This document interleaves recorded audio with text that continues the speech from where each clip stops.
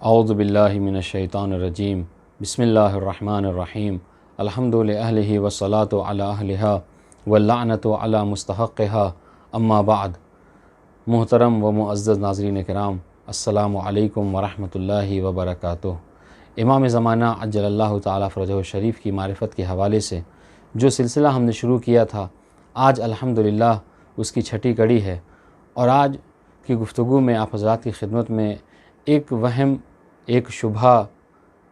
ایک غلط فہمی کہہ لیجئے کہ جو ہم شیعوں کے درمیان میں ہی عام ہے، اس کا ازالہ مقصد ہے۔ دیکھیں، غیبت امام زمانہ میں جہاں ہماری ایک بڑی ذمہ داری مخالفین کے اعتراضات کا جواب دینا ہے، وہیں ہماری ایک ذمہ داری یہ بھی ہے کہ امام زمانہ کی غیبت کے متعلق، امام زمانہ کے حوالے سے جو اختلافات، جو غلط فہمیاں ہم شیعوں کے درمیان میں پھیلی ہوئی ہیں، ان کو بھی دور کرنا ہمارا ایک عظیم ترین مقصد ہے۔ چنانچہ ایک غلط فہمی کہ جو بعض شیعوں کے ذہن میں موجود ہے، وہ یہ کہ بھئی غیبت امام زمانہ کے زمانے میں ہمیں نہیں چاہیے کہ ہم امام زمانہ کی سلامتی کے لیے دعا کریں۔ اور یہ ایک ایسی چیز ہے کہ جس کا میں نے خود مشاہدہ کیا ہے۔ میں ایک جگہ پہ تبلیغ پہ تھا، نام ذکر کرنے کی ضرورت نہیں ہے۔ وہاں پر جب نماز کے بعد دعائے سلامتی امام زمانہ، یعنی اللہم کل ولیک الحجۃ ابن الحسن، اس دعا کو پڑھی گئی، تو میں نے دیکھا کہ بہت سے مومنین جو ہے وہ اٹھ کر چلے گئے اور وہ اس دعا کو نہیں پڑھ رہے تھے۔ جب میں نے کسی سے پوچھا کہ کیا بات ہے کہ لوگ اس دعا کو کیوں نہیں پڑھ رہے ہیں، تو لوگوں نے جواب دیا کہ حضور، ہم کون ہوتے ہیں جو امام زمانہ کی سلامتی کے لیے دعا کریں؟ امام زمانہ کو ہماری دعا کی ضرورت نہیں ہے، ہم امام زمانہ کی سلامتی کی دعا کرنے کے لائق نہیں ہیں، لہٰذا ہم کون ہوتے ہیں کہ ہم امام زمانہ کی سلامتی کے لیے دعا کریں؟ تو عزیزان گرامی، اس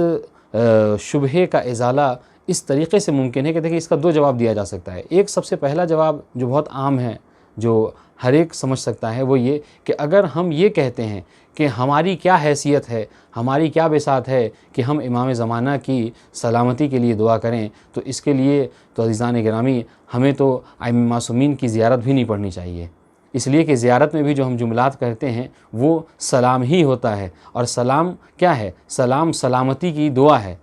تو اگر ہم امام کی سلامتی کی دعا نہیں کریں گے تو پھر ہمیں زیارت بھی نہیں پڑھنی چاہیے، چونکہ زیارت بھی امام کی سلامتی کے لیے ہی دعا ہے۔ یہ ایک بہت مختصر سا جواب ہے کہ جو انہیں دیا جا سکتا ہے۔ دوسرا جواب دیکھیں، امام زمانہ کی سلامتی کی دعا کرنے کا جو فلسفہ ہے، جو مقصد ہے، وہ یہ ہے کہ اگر ہم امام زمانہ کی سلامتی کے لیے دعا کریں گے تو بدلے میں پلٹ کر امام زمانہ بھی ہماری سلامتی کے لیے دعا کریں گے، اور اس کا فائدہ یہ ہوگا کہ ہم جو ہے اس دنیا میں چین و سکون کی سانس لے سکیں گے، اور یہی مقصد بھی ہے، چونکہ امام کا خود یہ فرمان ہے کہ اگر ہم لحظہ بھر کے لیے بھی اپنے نظر کرم کو اپنے شیعوں سے ہٹا لیں تو یہ دنیا انہیں نیست و نابود کر دے۔ تو عزیزان گرامی، اگر ہم امام زمانہ کی سلامتی کے لیے دعا کریں گے تو اس کا سب سے بڑا فائدہ یہ ہوگا کہ امام زمانہ بھی پلٹ کر ہماری سلامتی کے لیے دعا کریں گے۔ اور یہ بات میں اس لیے عرض کر رہا ہوں کہ میں نے روایت میں دیکھا ہے کہ جہاں لوگوں نے امام کے متعلق دعا کی ہے تو امام نے بھی پلٹ کر لوگوں کے حق میں دعا کی ہے۔ چنانچہ آپ اس روایت کو ملاحظہ فرمائیں کہ جسے قطب الدین راوندی نے بھی نقل کیا ہے، اور قطب الدین راوندی کے حوالے سے شیخ عباس قمی نے اپنی کتاب نظری بر زندگی چہاردہ معصومین، کہ جو فارسی میں کتاب ہے، اس کے صفحہ نمبر 433 پر اس روایت کو نقل کرتے ہیں کہ اصفہان کا ایک شخص تھا جو کہ سنی تھا، شیعہ نہیں تھا، چونکہ اس وقت جو ہے وہ غالباً اکثریت جو ہے لوگوں میں سنیوں کی تھی، اس وقت جو ہے وہ اصفہان میں شیعت کی اکثریت نہیں تھی۔ تو وہ شخص یہ کہتا ہے کہ میں اپنے رزق کی تنگی اور مال و دولت کی تنگی سے بہت پریشان تھا، تو میں نے یہ سوچا کہ ہر سال اس زمانے کا بادشاہ ظالم و جابر بادشاہ متوکل تھا، ہر سال اہل سنت کے افراد جو ہے وہ متوکل کے پاس جاتے ہیں اور اپنی پریشانیوں کا ذکر کرتے ہیں۔ چنانچہ میں نے سوچا کہ اس سال میں بھی متوکل کے پاس جاؤں اور جا کر اپنی رزق کی کمی، اپنے مال و دولت کی کمی کا ذکر اس سے کروں، ہو سکتا ہے کہ اس میں میری کوئی بھلائی نظر آ جائے۔ چنانچہ وہ سنی شخص یہ کہتا ہے کہ میں اصفہان سے سفر کر کے سامرا پہنچا، اور اس مقصد سے پہنچا تاکہ متوکل سے کچھ مدد طلب کر سکوں۔ چنانچہ وہ شخص کہتا ہے کہ جب ہم سب سفر کر کے سامرا پہنچے اور قصر متوکل کے قریب پہنچے تو ہم نے دیکھا کہ قصر متوکل کے قریب لوگوں کی ایک بھیڑ جمع ہے، ایک مجمع جمع ہے، اور لوگ جو ہے وہ آہ و فغاں بلند کر رہے ہیں، کوئی ٹھاٹھے مار کر ہنس رہا ہے، اور طرح طرح سے لوگ جو ہے وہ مصروف ہیں۔ بہرحال تو جب وہ شخص کہتا ہے کہ جب میں نے اتنا مجمع دیکھا تو میں نے ایک شخص سے سوال کیا کہ بھائی کیا بات ہے، لوگ اتنے زیادہ کیوں یہاں پر جمع ہیں؟ تو انہوں نے جواب دیا کہ چونکہ متوکل نے اولاد علی میں سے، یہ روایت کے جملے ہیں، چونکہ متوکل نے اولاد علی میں سے ایک شخص کو طلب کیا ہے کہ جسے رافضی اپنا امام مانتے ہیں، ہو سکتا ہے کہ آج اس مجمع کے سامنے متوکل انہیں قتل کرے۔ تو وہ سنی شخص یہ کہتا ہے کہ جب میں نے یہ سنا تو میں نے دیکھا کہ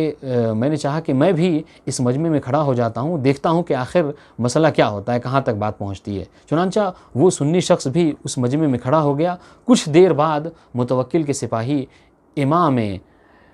ہادی علیہ السلام کو لیے ہوئے آئے تو وہ شخص کہتا ہے کہ میں نے دیکھا کہ ایک گھوڑ سوار ہے کہ جس کے چہرے سے نور ساطع ہے، اور جب میں نے اس شخص کے چہرے پہ نگاہ کی تو میری نگاہ جا کر اس چہرے پر بالکل ٹھہر سی گئی، اور میں کہیں اور دیکھ نہیں پا رہا تھا، اور ایک عجیب سی محبت اس شخص کی میرے دل میں قائم ہو گئی کہ جس کی وجہ سے بے ساختہ میرے لبوں پر پروردگار عالم کی بارگاہ میں یہ دعا آ گئی کہ میں نے اللہ سے دعا کی کہ پروردگار چاہے میری حاجت پوری ہو یا نہ ہو، اے میرے اللہ متوکل چونکہ ظالم و جابر بادشاہ ہے، اس کے نقصانات سے اس شخص کو محفوظ فرما۔ وہ اصفہانی شخص یہ کہتا ہے کہ میں ابھی اس دعا میں ہی مصروف تھا کہ وہ شخص اس گھوڑے کو لیے ہوئے میرے پاس آیا، اور آنے کے بعد ایک جملہ کہتا ہے قد استجاب اللہ دعوتک، اے شخص خداوند عالم نے تیری دعا طلب کر لی، تیری دعا کو قبول کر لیا۔ وَطَوَّلَ عُمْرَكَ وَكَثُرَ مَالَكَ وَوَلَدَكَ، اے شخص تو نے میرے حق میں دعا کی ہے۔ امام ہادی فرماتے ہیں کہ میں بھی تیرے حق میں دعا کرتا ہوں۔ امام نے اس شخص کو 3 دعائیں دی۔ کیا دعا کی؟ امام فرماتے ہیں وَطَوَّلَ عُمْرَكَ، کہ خداوند عالم تیری عمر کو طولانی کرے، وَكَثَّرَ مَالَكَ، اللہ تیرے مال و دولت میں اضافہ کرے، وَوَلَدَكَ، اور خداوند عالم تجھے کثیر اولاد عطا کرے۔ اب وہ اصفہانی شخص کہتا ہے کہ اس واقعے کے بعد میں واپس اصفہان پلٹ آیا، اور جب میں اصفہان پلٹا تو بس کچھ ہی مدت میں جیسا کہ اس شخص نے میرے حق میں 3 دعائیں کی تھیں، وہ تمام کی تمام دعائیں میرے حق میں قبول ہوئیں۔ چنانچہ اس نے کہا تھا کہ خداوند عالم تیری اولاد میں تجھے برکت عطا کرے۔ اس واقعے کے بعد خداوند عالم نے مجھے 10 بیٹے عطا کیے۔ اللہ اکبر!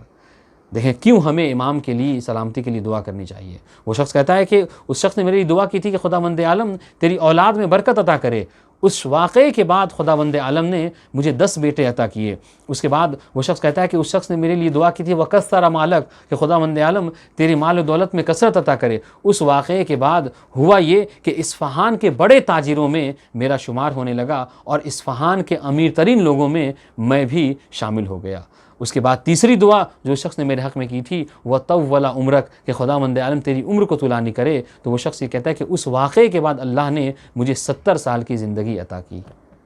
تو معلوم یہ ہوا عزیزان گرامی کہ اگر ہم ائمہ معصومین کے حق میں دعا کریں گے تو ائمہ معصومین بھی ہمارے حق میں دعا کریں گے۔ اسی طریقے سے اگر ہم امام زمانہ کی سلامتی کے لیے دعا کریں گے تو امام زمانہ بھی خود پلٹ کر ہماری سلامتی کے لیے دعا کریں گے، کہ جو یقیناً امام کرتے بھی ہیں۔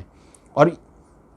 جہاں تک دعا کی بات ہے تو ہمیں چاہیے کہ ہم امام کی زندگی کو پڑھیں۔ خود امام زمانہ یہ تلقین کر رہے ہیں، ہمیں یہ وصیت کر رہے ہیں کہ ہمیں چاہیے کہ ہم زیادہ سے زیادہ امام کے لیے دعا کریں۔ چنانچہ ایک توقیع میں، ایک حدیث میں امام زمانہ ارشاد فرماتے ہیں کہ اکثر الدعاء بتعجیل الفرج، کہ تمہیں چاہیے کہ تم زیادہ سے زیادہ میرے ظہور کے لیے دعا کرو، فَإِنَّ ذَلِكَ فَرَجَكُمْ، اس لیے کہ میرے ظہور میں ہی تمہاری پریشانیوں کا حل موجود ہے۔ تو عزیزان گرامی خود امام زمانہ